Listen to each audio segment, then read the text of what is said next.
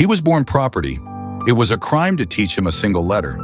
He died the most photographed man in America, after shaking the hand of a president who called him friend. This is the slave who talked his way to freedom. Frederick was born around 1818 on a Maryland plantation. Around because no one recorded the day. He never knew his birthday. He barely knew his mother. She was taken from him before he could remember her face. At 8, he was sent to Baltimore.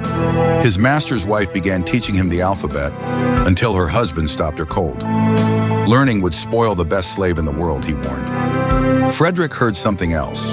Reading was the path out. So he stole it. He traded bread with poor white boys in the street for reading lessons.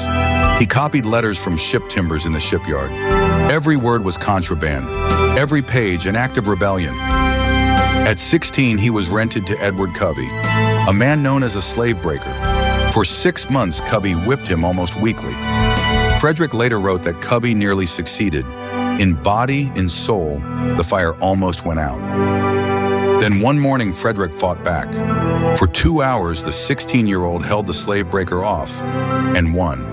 Covey never touched him again. Frederick called it the turning point of his life, the day the slave became a man. September 3rd, 1838, dressed as a sailor, carrying borrowed papers from a free black seaman, he boarded a train north. One close look at those papers meant capture. 24 hours later, he stepped into New York, 20 years old and free. A free black woman named Anna Murray had helped fund his escape. He married her within days. He took a new name, Douglass, and began speaking at abolitionist meetings. Crowds couldn't believe it. This man had been a slave? So in 1845, he proved it. He published his life story, names, places, dates. The book was a bestseller.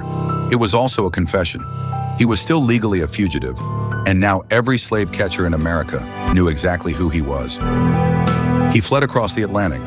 For 2 years, he toured Britain and Ireland, filling halls. And then British friends did something extraordinary.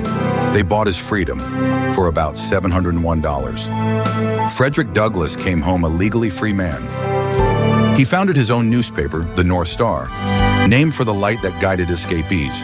Its motto, right is of no sex, truth is of no color. In 1848, he stood at Seneca Falls and backed women's right to vote, decades before it came. In 1852, asked to celebrate Independence Day, he stood and asked instead, "What to the slave is your 4th of July?"